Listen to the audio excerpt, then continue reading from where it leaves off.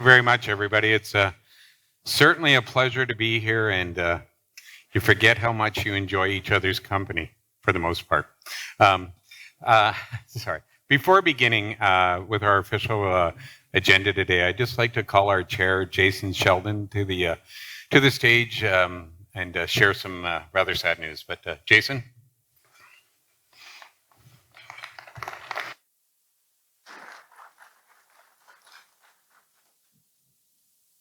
Thank you, Dave.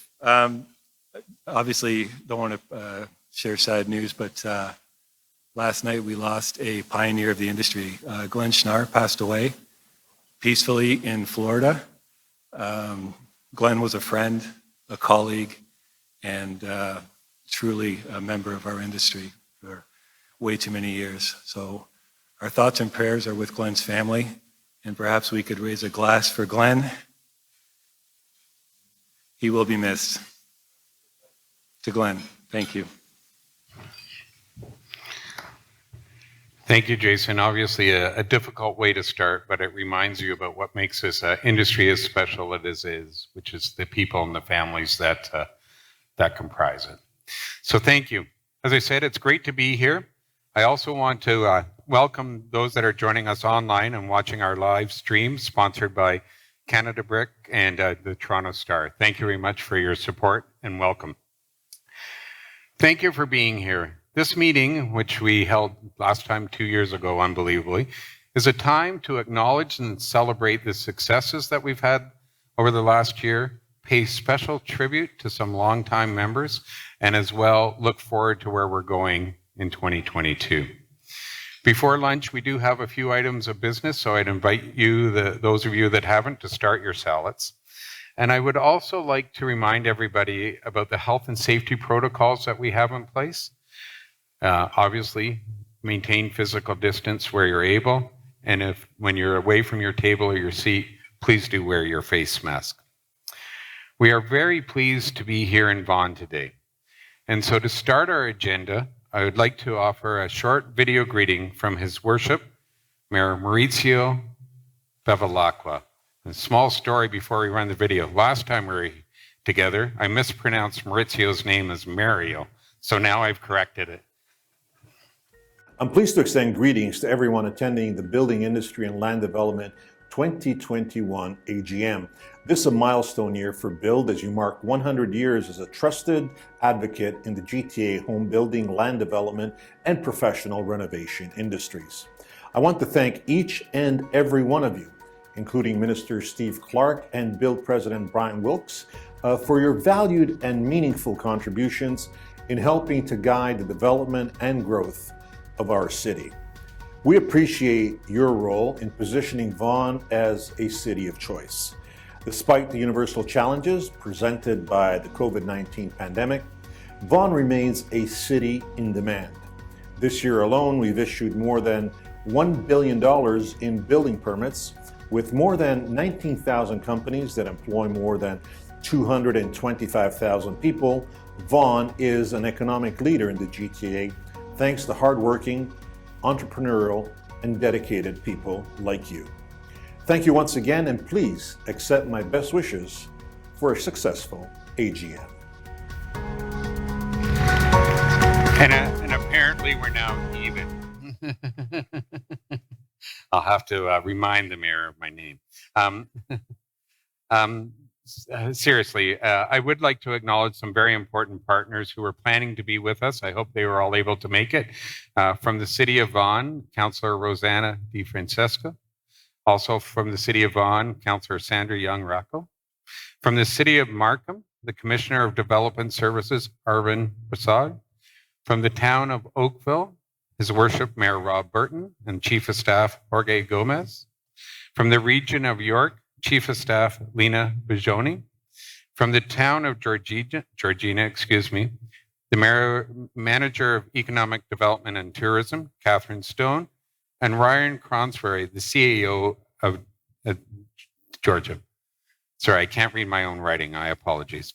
I'd also like to recognize our partner, Bob Schickendance, who is the president of the Ontario Home Builders Association from Farside Home.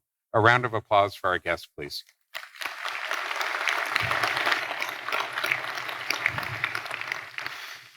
Today's event would not have been possible without our sponsors.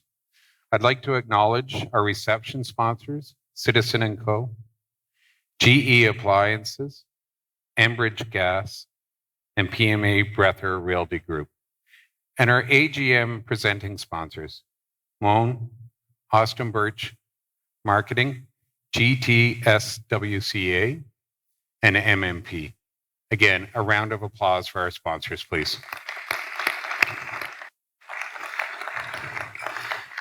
If I may, and I will do so again later today, I'd just like to thank our sponsors for standing beside the association over the last 2 years. I know part of the value we offer is allowing you to network by sponsoring events such as these.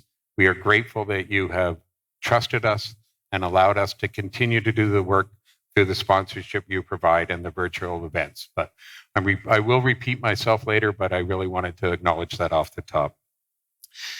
This is our first meeting in person since almost 2 years ago. We, of course, did have the large-scale in-person event to start the return to our platforms of gathering with the 2021 BILD Awards. BILD was the first HBA in Canada and one of the first associations to safely return to in-person events. From an advocacy perspective, over the last year, we focused on 2 key areas. Throughout the first half of the year, as many workplaces were forced to close because of COVID-19, BILD focused our efforts, along with our partners at OHBA, in ensuring that our industry and our suppliers could continue to work. As a result, we are trusted with the responsibility of continuing to work in order to provide housing, to renovate homes, and to provide commercial space to the residents of the GTA. BILD was instrumental in working with the government to ensure that this work was done in a safe and healthy manner, and we balanced the responsibility of providing housing while ensuring we respected the challenge that COVID had brought to us.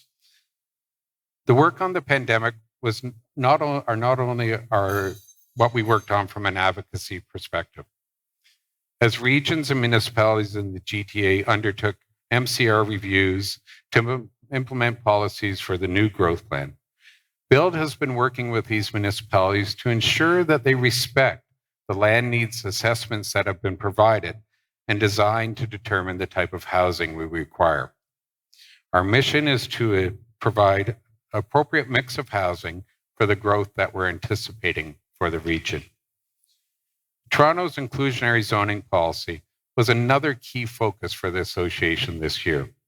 Toronto was the first out of the gate to introduce inclusionary zoning plans, and we expect many municipalities across the region to follow suit. Through our efforts, we did create some positive change, but as has been well documented, we do have challenges with the City of Toronto's approach to inclusionary zoning. We believe in this tool as a way to provide affordable housing, but it must be done in a partnership model and recognize that providing affordable housing is a societal responsibility, not one that needs to be burdened on new homeowners solely.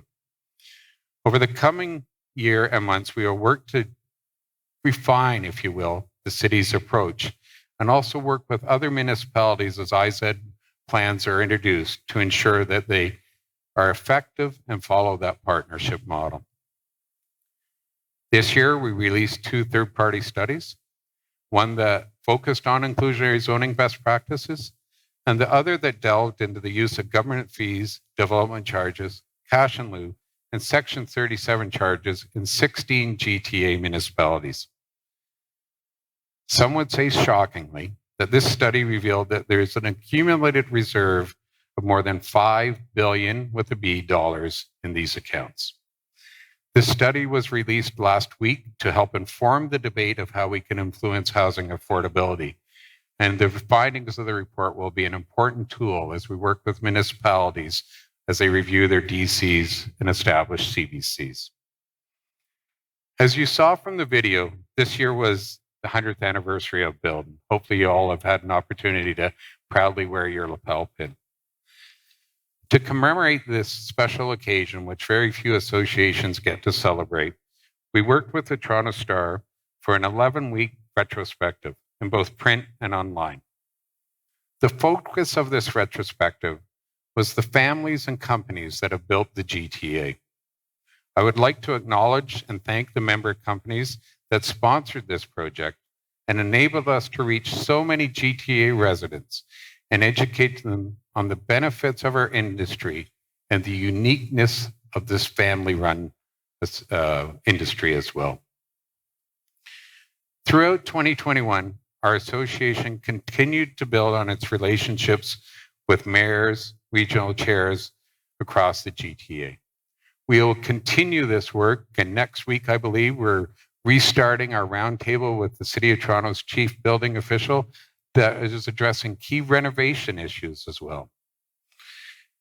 These relationships provide a unique platform to provide insights and information to support municipalities and regional governments as they build policies that shape and respond to growth and ensure that we have appropriate housing and commercial space supply.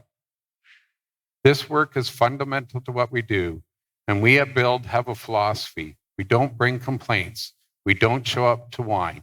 We show up with solutions, and we show up with facts in order to inform the debate. Because there's one inescapable point. 13.5 million people will call this region home in the next 20 to 30 years, and we don't have enough housing to, sorry, I'm not crying, I'm just drying up. Maybe some should suggest I do cry. Sorry about that. But we need more housing. There's nothing long or short about it. That's the bottom line. Before closing my remarks and recognizing our 25 and 50-year members, I'd like to express my appreciation and thanks to several groups. First and foremost, our board. This was the first year that marked a new governance structure for BILD, and we've taken our board from a 42-person group to 16. BILD has gone through some tremendous challenges responding to the pandemic with the cancellation of our home show and other really deep financial hits. The board has guided us to a plan that will secure our future over the long term, and I'm grateful for their expertise, input, advice, and support. I'd also like to thank BILD committees, chapter members, and volunteers for their staff, for their dedication and commitment during this busy year. We are only but a reflection of the members, and we couldn't do our work without you. As I mentioned, our sponsor stood by BILD throughout the last 2 years and continued to provide support despite the change in our promise of providing in-person events. Thank you very much. And to all of you and those online, our BILD members, our goal every day when we show up to work is to ensure we provide a greater ROI than your membership dollars. Please hold us accountable to that promise as we continue to work to strive for excellence. We're already looking forward to next year, and Jason will share some of our plans. We see a busy return to in-person events. Next in February will be our Chairs Dinner. And our advocacy agenda will be a full one, largely focused on provincial and municipal elections and ensuring that we provide the right context and solutions for housing and commercial space supply. Before moving on to the business of our AGM, it is now time in our agenda where we really celebrate some remarkable members who have been with us both for 25 and 50 years. You'll see each of the 25-year members' names on a screen behind us. If you are with us today, please do stand, and I would ask the members to hold their applause till we finish recognizing both our 25-year members from 2020 and this year. Thank you.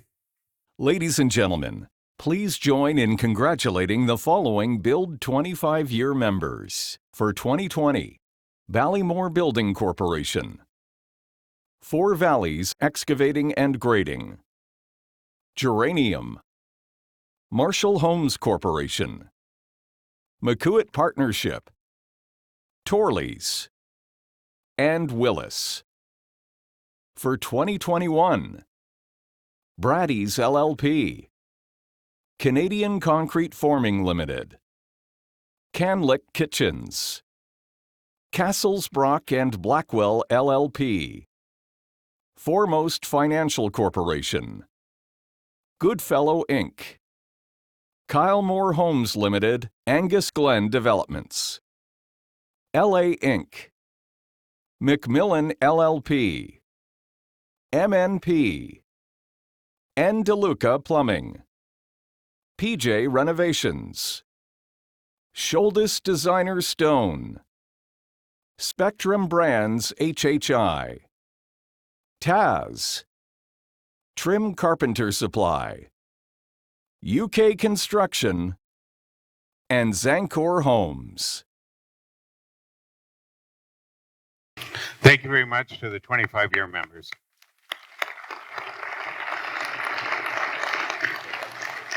From this perspective that I have, there's very few associations that can make the claim that we just did for the support for those companies over 25 years. It's always humbling when you realize that you also have one member that has been with the association for 50 years. I've had the pleasure of celebrating a few 50-year members, and today I would like to recognize Applewood Air Conditioning Limited, who have been with the association for 50 years. Thank you very much, Applewood.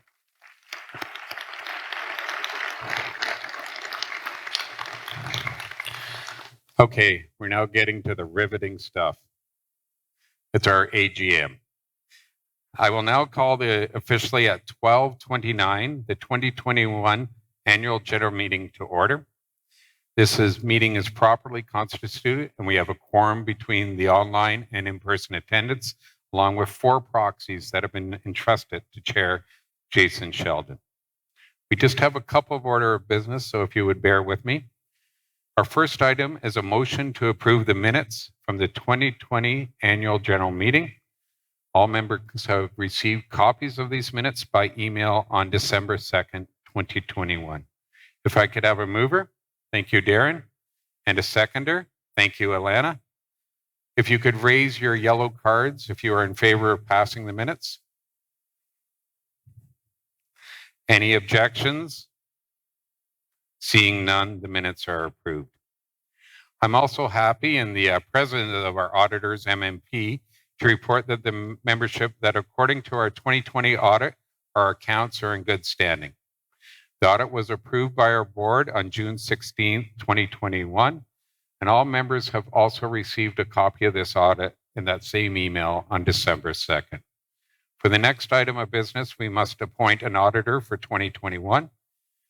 The motion reads that the members present today at our annual general meeting appoint MNP LLP as the 2021 auditors for BILD. I need a mover. Thank you, Cheryl. And a seconder. Thank you, Lior. Once again, all in favor? Any opposed? MNP is reconfirmed as our auditors. Next, I'd like to confirm with our association board of directors and officers for 2022. Pursuant to the governance changes and BILD bylaws, these directors are all completing the second year of a 2-year term, and as such, board elections will not be occurring today, but will take place this time next year. To confirm our board, Alana de Gasperis from TAC Developments, Andrew Duncan from RioCan Real Estate Investment Trust, Hassam Gadaki, our treasurer from Times Group Corporation, Scott McClellan from Plaza Group Investments Limited, Katie Schofield from Great Gulf Homes, who is our vice chair, Jason Sheldon, our chair from Remington Group, Lucy Stocco from Tribute Communities, Jude Trissini from Menkes Developments Limited. Our renovator members are Dwayne Butler from Master Edge Homes, Financial, Michael Begg from BMO Bank of Montreal. Manufacturer supplier representative is Kevin Smith from Panasonic Canada Inc. Service professional is Lear Margulies, who is also the association's secretary from Robbins Appleby. Trade representative is Elliot Muzo from Merrill Contractors. We have 2 ex officio members of the board, Cheryl Shindrick from Geranium, who is our past chair, and Lou Erasm, who is the Renovator Council chair from Inspire Homes. Next year at this time, our nominating committee will present a slate of candidates to fill the vacancy and manage any changes that we have to the board, and that will be done so under the direction of our past chair, Cheryl Shidrick. This concludes the formal business of our annual general meeting. I would now like you to enjoy lunch, and we'll come back with our keynote speaker and chair's remarks a little later on. Enjoy, everybody. Thank you very much.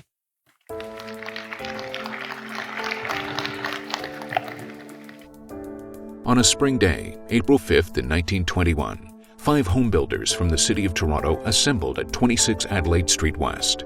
They gathered with a very specific purpose: to create an industry association for Toronto's home builders. The association's goal: to provide an industry perspective to development policy for the region.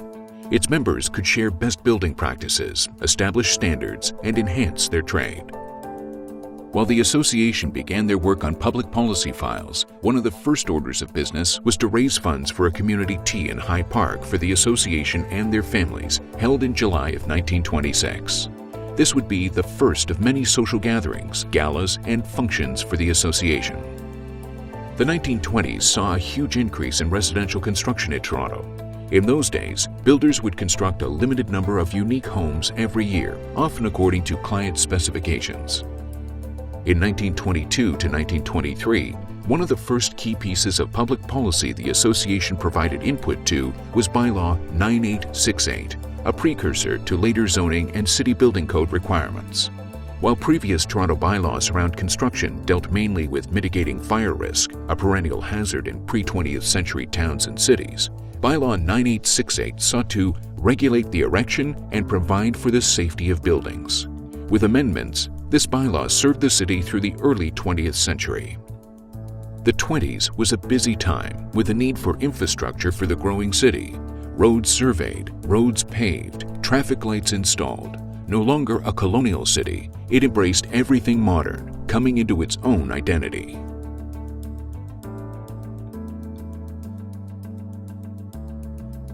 In the 1930s, the Great Depression brought unemployment and economic hardship to many in Toronto, defining affordability challenges of the day.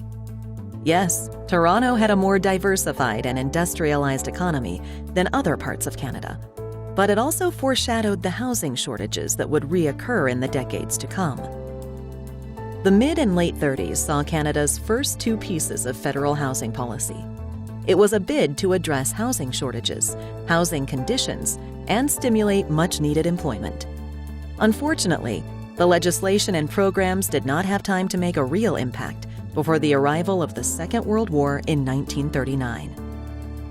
The decade of economic depression and the attendant constraints on housing supply, combined with the home front impacts, manpower and materials shortages during the war, meant that the city's housing inventory was under severe pressure in the 1930s and totally unprepared for the flood of demand that came after the war. It's clear that each decade impacts the next. In the 40s, the large post-World War unmet demand in housing, increases in housing prices, and the boom in home building all trace their origin to the collapse of the New York Stock Exchange in 1929 and the decade of economic depression that followed.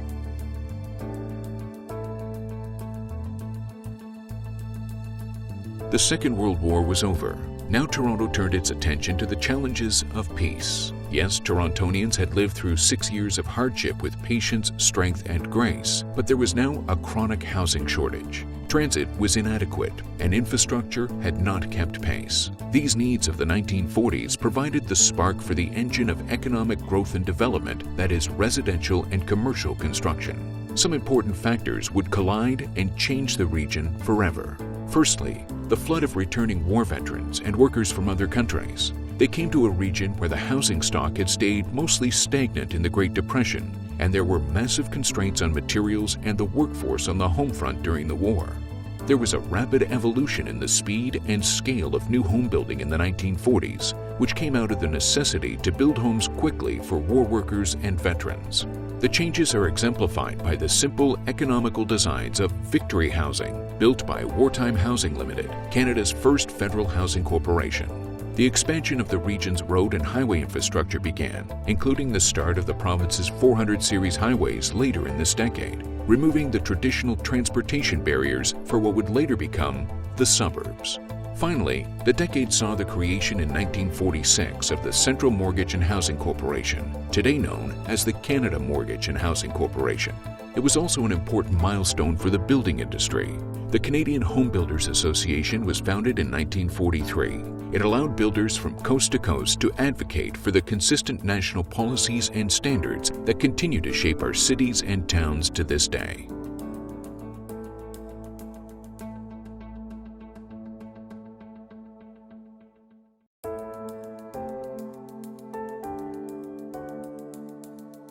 Many of the titans of today's residential and commercial building development industry trace their origins to the 1950s. It was a monumental time for the region, with many firsts that would provide the backbone for later development.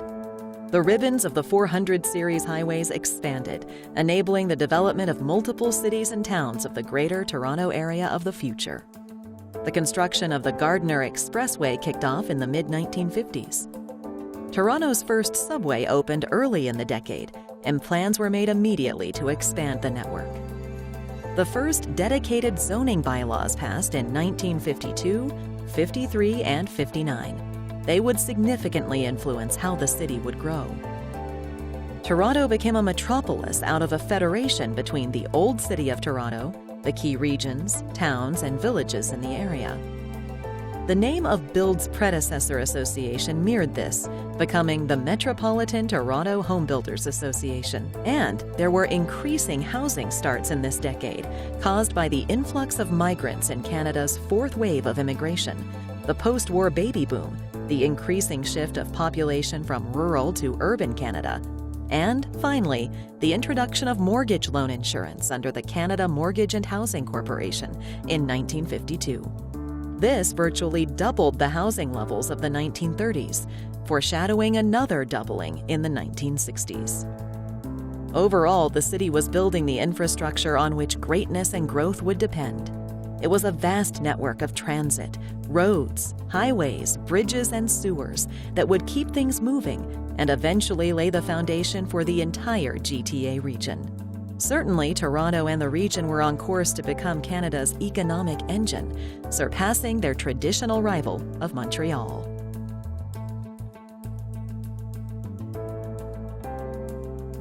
The 1960s was also another period of tremendous growth and development for the region. The City of Toronto saw the opening of the Bloor-Danforth subway, a new city hall, and impressive developments downtown, and in 1968, the registration of its first condominium. The decade also marked an important shift in the pattern of development in the region, the meteoric rise of the suburbs. Suburban development truly boomed. Why? Well, for starters, population increases from the baby boom and immigration, but also the expanding network of roads and highways, and, in 1967, the opening of the GO Transit commuter rail service. The Canadian dream of home ownership now came within reach for virtually everyone, thanks to insurance-backed mortgage loans and new ways of building homes and communities. As Toronto expanded, residential and commercial builders and developers literally built the region as we know it. Much of what they built, including schools, hospitals, infrastructure, workplaces, shops, and entertainment facilities, is still in use today. For local home builders associations, the 1960s hold another important milestone. The Toronto Home Builders Association joined a group of other home builders associations in 1963, establishing the Ontario Home Builders Association, OHBA. Its role, then and now, to focus on provincial legislation, regulations, and policies that impact the residential construction industry and its customers, new home buyers. BILD remains the largest member of the OHBA. Its membership is responsible for more than half of the homes built in Ontario in any given year.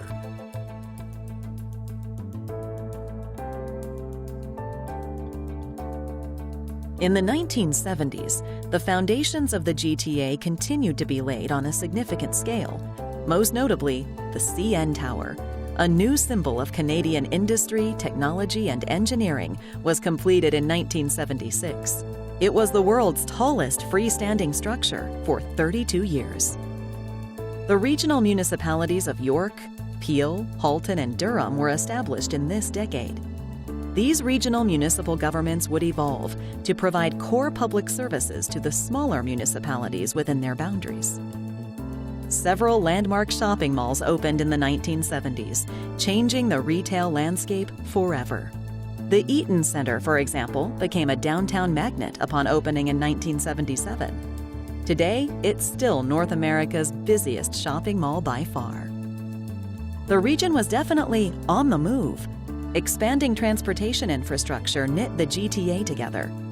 GO Transit introduced the GO Bus, 2 additional GO train lines, and the iconic double-decker rail cars. Early in the 70s, Highway 427 was designated, and the Highway 400 expansion began around the same time. Later, Highway 404 was added, and construction began on Highway 403 through Mississauga. In Toronto, the Yonge subway line was extended to Finch, and the Spadina subway line was added. This type of concentrated investment in public infrastructure has not been seen since. By the end of the 70s, the population of the region had grown to just over 3 million people, with more than 1 million living in the cities and towns surrounding the city of Toronto. It had taken nearly 150 years from founding of Toronto in 1834 for the population to reach this level. It will take just shy of 40 years to reach today's population, which is more than double.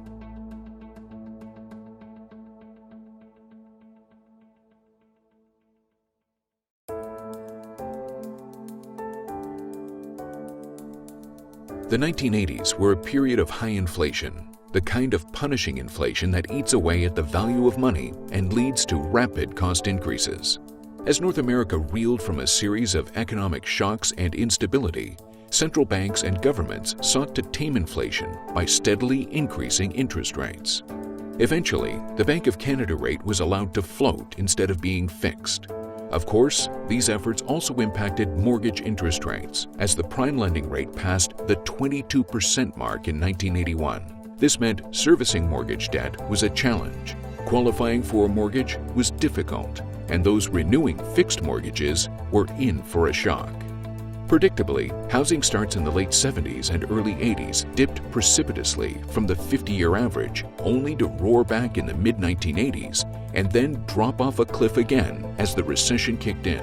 The GTA housing market would not recover until the mid-1990s. The 1980s also marked the beginning of the rise of the condominium, becoming a staple in the GTA market. The increasing comfort with the new form of homeownership led to the first condo boom in the mid-1980s. For the industry, Ontario's first Development Charges Act passed in the late 80s, which allowed municipalities to recover the costs for growth-related services and infrastructure by levying charges on new homes and commercial development.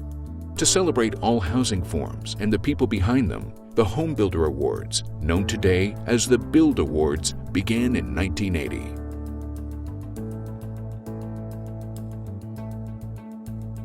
At the end of the previous decade, unemployment had increased, wages had tumbled in real terms, and inflation had made a modest return. Interest rates had increased to compensate. The recession and the correction in the housing market persisted through the early 1990s.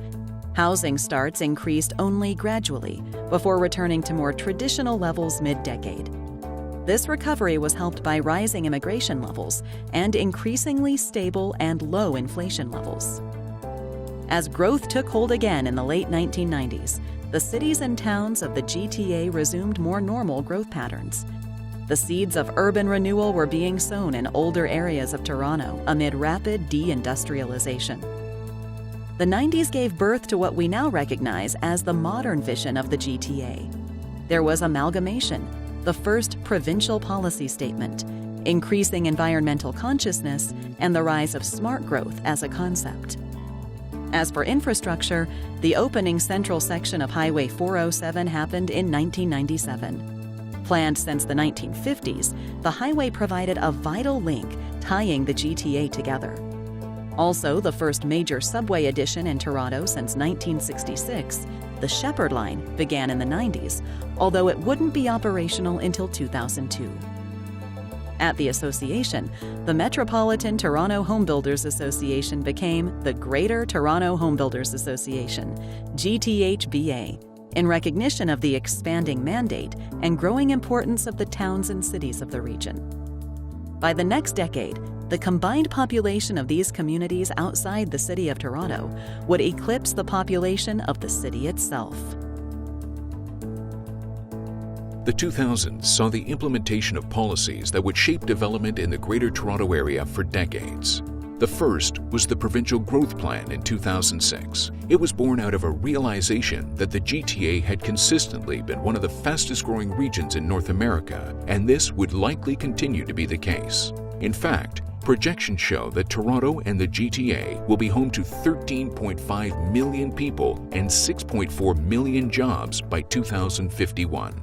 The Growth Plan has been a means to intelligently plan for this rapid growth. The Growth Plan directs where growth should occur, specifying increased housing and employment densities, preferably around existing infrastructure and transit. Why? To maximize return on investment, use land efficiently, and minimize environmental footprint. Looking at development that occurred after the introduction of the Growth Plan, there's no doubt that industry complied with the spirit and intent of the policy to produce complete communities. The other significant policy development of the 2000s was the implementation of the Greenbelt. Created in 2005, the 7,200 square kilometer Greenbelt doesn't just protect land, it's also the largest preserve of its kind in North America, if not the world. With land within the Greenbelt off the table for development and the region's population set to double in the next 30 years, there's been a tension in planning debates: how to accommodate growth in the land that remains. The association continues to work with all partners on solutions to meet this challenge. On the association front, in 2001, the Greater Toronto Home Builders Association established Renomark to identify professional contractors and address the concerns of homeowners looking for a reputable renovator. In 2006, GTHBA and the Urban Development Institute Ontario merged to create GTHBA UDI, bringing together the building and development arms of the industry. Shortly after, this new group searched for an appropriate branding and a name that would best represent its work. Thus, the Building Industry and Land Development Association, BILD as we know it today, was created.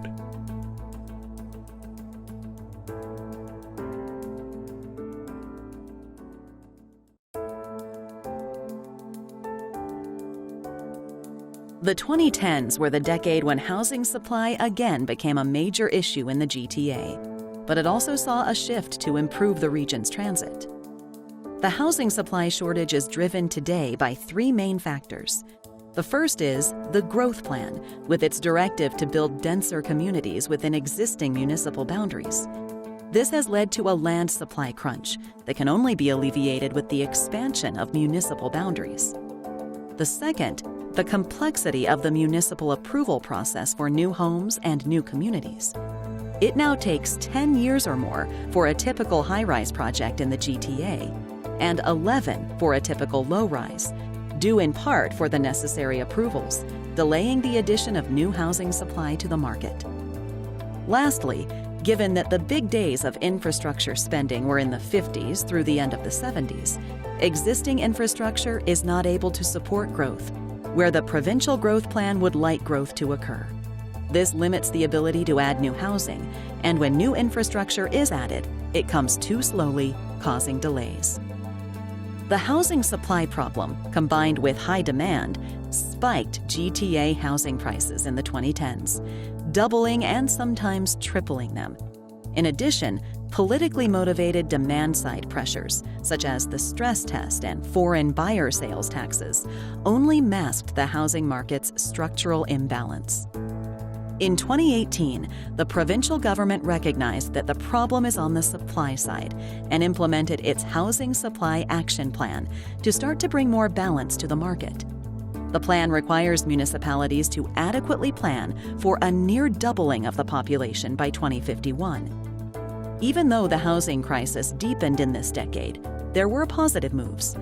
Mid-2010s, new corporate headquarters, particularly banks, relocated as fast as new towers are constructed south of Front Street. They now occupy considerable office space in the South Core, on what was once the eastern part of the railway lands. By 2015, this financial district spanned 5 million square feet of office space. Transit took off across the GTA in the 2010s, with work resuming on the Shepherd, Eglinton, and Finch LRT lines, and connecting transit hubs, Union Station and Toronto Pearson International Airport, with the Union Pearson Express in 2015. This new plan, cross-regional transportation plan, called the Big Move, as a massive $11.5 billion, introduced in 2008 and adopted by Metrolinx. BILD, having brought together planners, developers, and builders under its banner in 2007, took on an increasing role in provincial advocacy, recognizing that the future of the GTA is shaped by both provincial and municipal policy. Today, BILD has more than 1,300 member companies and is one of the largest associations of its kind in North America. For the last 100 years, the cities and towns of the GTA have been a beacon, welcoming new Canadians from all over the world. In fact, the GTA is one of the fastest-growing urban areas in North America.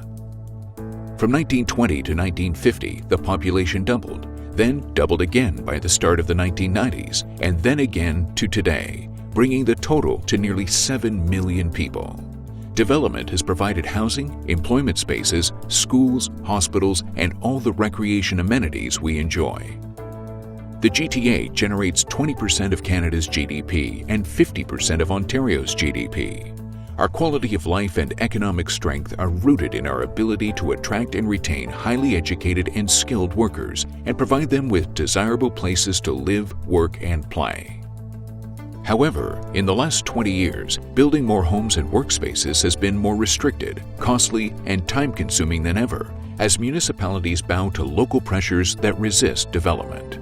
The current provincial government has brought in welcome changes with its Housing Supply Action Plan, but it is up to the municipalities to meet the new requirements. With more than 4 million more new residents expected by 2051, now is the time to ask ourselves what type of future we want. Now is the time to have a serious, honest, open, and factual dialogue about the challenges and realities of accommodating projected population growth. Along with all municipal, provincial, and federal partners, BILD and its members look forward to meeting the housing challenge, finding innovations to its solution, and creating a better GTA together.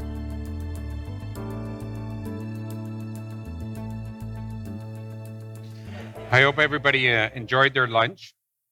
And as we bring to the final two components of our AGM, but before beginning, we're very honored to have Brendan Applewood with us today. Brendan is the grandson of the founder of Applewood Air Conditioning, and I'd like to call Brendan on stage as our 50-year member for a photo with our chair and myself. Please join us.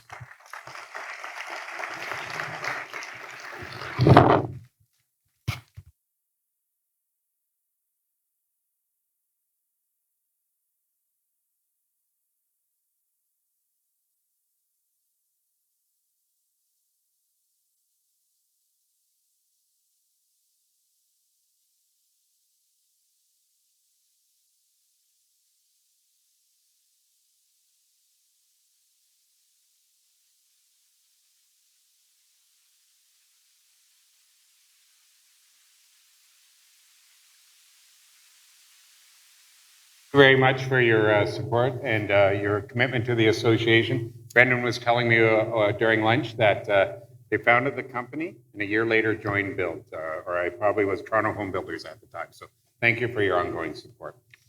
Another minor change to our agenda.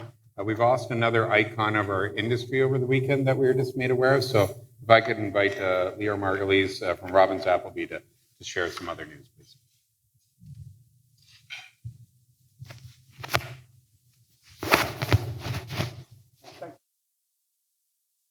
Don't usually do this. In fact, I've sort of never done this, but I'm sure many of you might be aware, and some of you may not be aware, that Sandy Hostetter, the founder and patriarch of the Hostetter family, passed away this past weekend. His family is sitting Shiva until, I believe, Sunday. And and on behalf of BILD and all the members, I wanted to extend our collective condolences to the Hofstetter family and to praise them for like the amazing work that they've done along with all our other icons. And so if you want to raise your glass to the memory of Sandy, I think that would be appropriate. Sandy. Thank you, everyone. Thank you very much, Lior. As you heard, 2021 was a really busy and important year for BILD and its membership. It is now time, as I mentioned, to shift gears and look forward at the issues and planned initiatives as we enter our 101st year in 2022.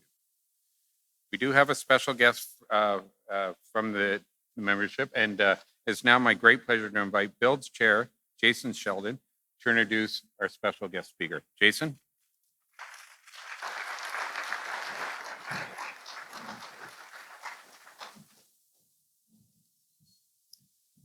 Thank you, Dave. It's my great pleasure to introduce today's keynote speaker, the Honorable Steve Clark, Minister of Municipal Affairs and Housing.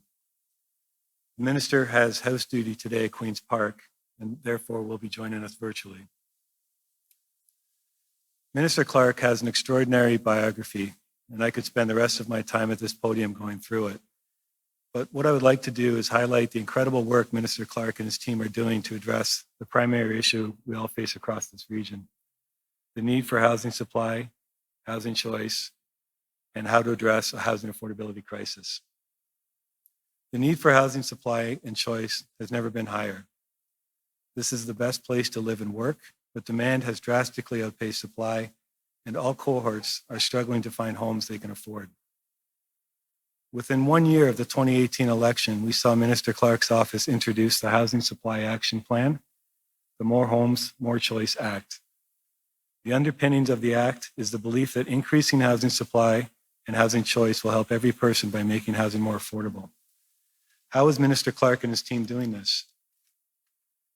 Extending the growth plan horizon to 2051, allowing for DCs to be deferred to enable more rental and affordable housing projects, requiring land needs assessment and market-based housing study as part of municipal comprehensive reviews, confirming and reconfirming that municipal boundary expansions are key to supporting much-needed housing supply and jobs, reshaping how development can occur around transit stations, the use of MZOs, supporting to keep our industry open and working during the unprecedented times over the past 18 months, providing forums for discussion on how to reduce red tape and approval timelines for new construction and new home renovations, to name a few.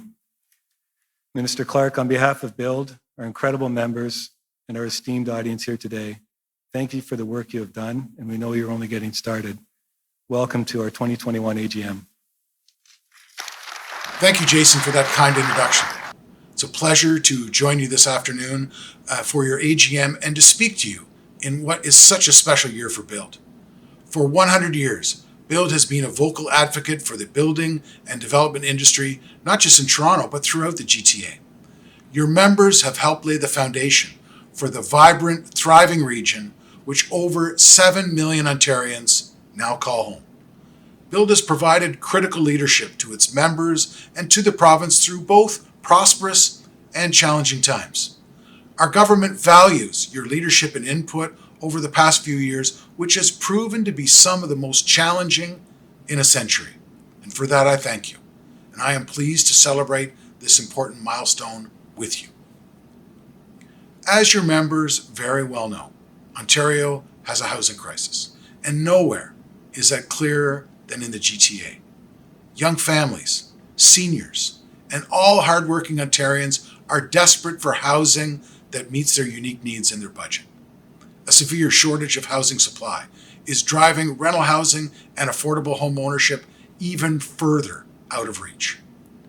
Our government's housing policies are working to make housing more affordable by increasing supply of the full range of housing options.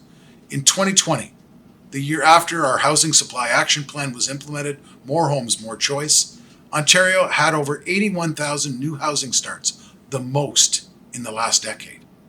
And in 2020, we had almost 11,000 new rental starts, the most since 1992.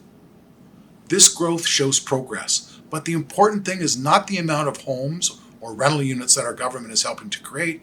It's the hundreds of thousands of Ontarians who can now find a place to call home, a home that meets their unique needs and their budget. But despite this progress, housing prices are still increasing and are out of reach for too many Ontarians and their families. As Ontario has grown over the past decade, demand has drastically outpaced supply. Ontarians and our municipal partners tell us it takes too long to build homes, especially missing middle homes in existing neighborhoods. We know that there are delays caused by duplication and red tape that are obstructing new homes from being built, which is shutting out Ontarians and their families from realizing their dream of affordable home ownership. That's why next week, Premier Ford and I are hosting a provincial municipal housing summit on December 16th. We've invited Ontario big city mayors, regional chairs, to come together with the province to look at what's working and to discuss other opportunities for us to collaborate on building more homes to make housing more affordable for hardworking Ontarians. So what will the summit focus on? It'll focus on ways to share data and increase efficiency in planning and approvals for housing, the importance of using existing planning and other tools, and how can we work alongside one another to increase the supply of housing. Our goal is to understand the obstacles we face and what more can be done at the municipal level as well as together with our government. So by the end of the summit, we want everyone to leave with an understanding of what more can be done to tackle the issue of housing affordability and emerge with a renewed public commitment to work together on actionable solutions. Leading up to the Rural Ontario Municipal Association Conference, we will be hosting a special session in January with Roma members to discuss the issue of housing affordability with Ontario's rural municipalities and the unique challenges and opportunities that they're facing. Our government continues to identify further opportunities to make housing more affordable. And that's one of the reasons why we've created a housing affordability task force. As all of you know, earlier this week, I announced the members of that task force. And the task force is so important. It includes Jake Lawrence as chair and David Wilkes as one of our members. The task force will provide our government with expert advice and recommendations, and will share a public report in early 2022, identifying more opportunities to get shovels in the ground faster and make housing more affordable for all hardworking Ontarians. We continue to work side by side with our municipal partners to make it easier for Ontarians and their families to find a home that's right for them. This includes helping municipalities plan for growth by updating their official plans to ensure our communities are able to accommodate the population growth that we all know is coming. By updating their official plans to conform with a place to grow, municipalities are able to align infrastructure planning with their projections for residential areas and ensure these sites will have access to critical services and key resources that people need, like water, sewers, and electricity. The faster official plans are completed, the faster we can start building much needed housing and create more jobs for Ontarians. To support this work in the Greater Golden Horseshoe, we've updated the population and employment forecasts to help municipalities manage their growth and plan for the right amount of land for housing. Using a land needs assessment, we're taking a market-based approach for planning for growth across the province by helping municipalities find the right balance of housing, community facilities, and businesses. But I think you realize our work is far from being done. People want more opportunities to live closer to where they work. We're making it easier to place new homes, including affordable homes, and jobs close to transit stations all across the GTA. We're doing more to plan for transit-oriented communities and streamlining approvals for new residential projects around major transit station areas.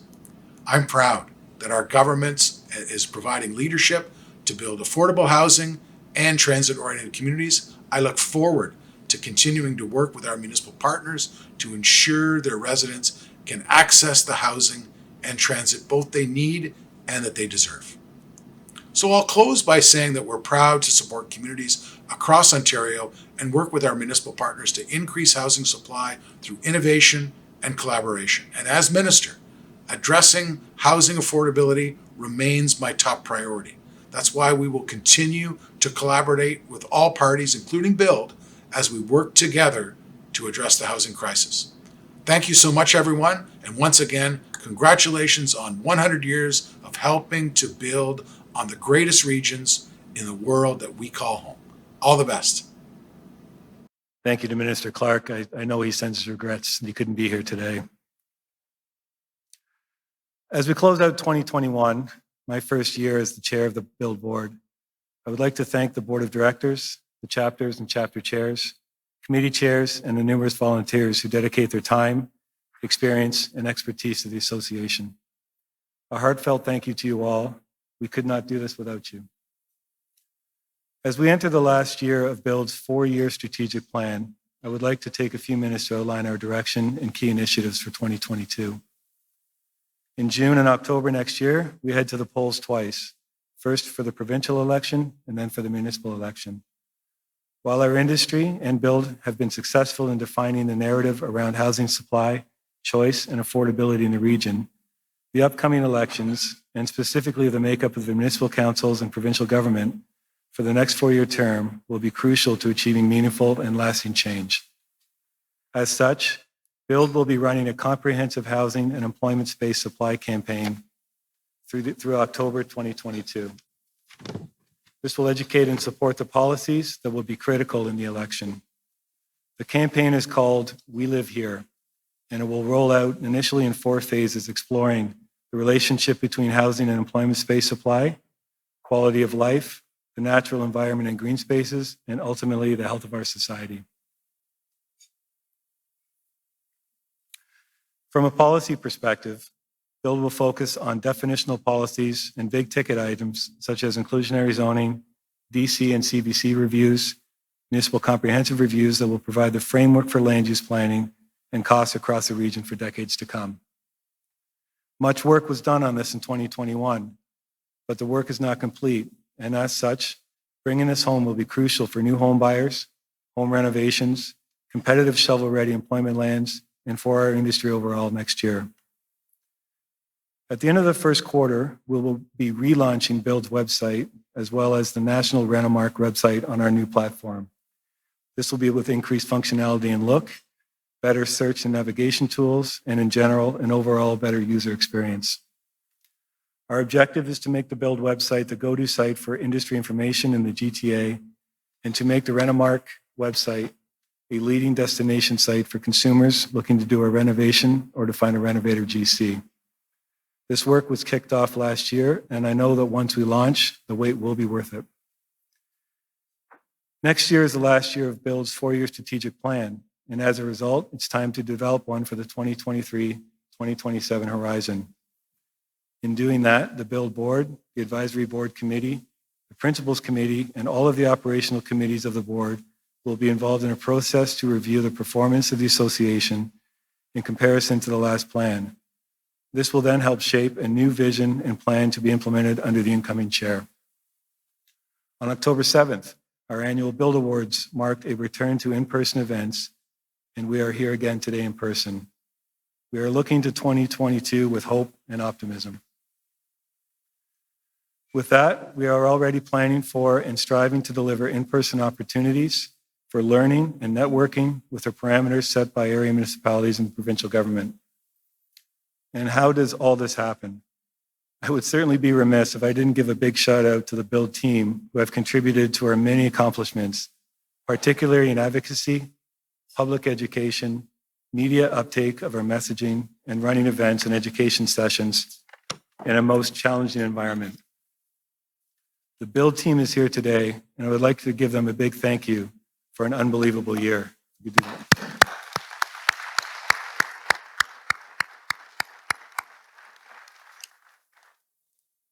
2021 has been a busy year for BILD, and as chair, I am proud of what we've accomplished. As we close out the year with great momentum, 2022 looks very promising for our association and members. and I look forward to continuing to build on the open dialogue, transparency, and zero surprises we have with our municipal, regional, and provincial partners to deliver the housing supply, housing choice, and jobs that make this the best place to live and work. Thank you for your support. Happy and healthy holidays to you and your families, and I look forward to continuing to lead positive change for our industry. Thank you.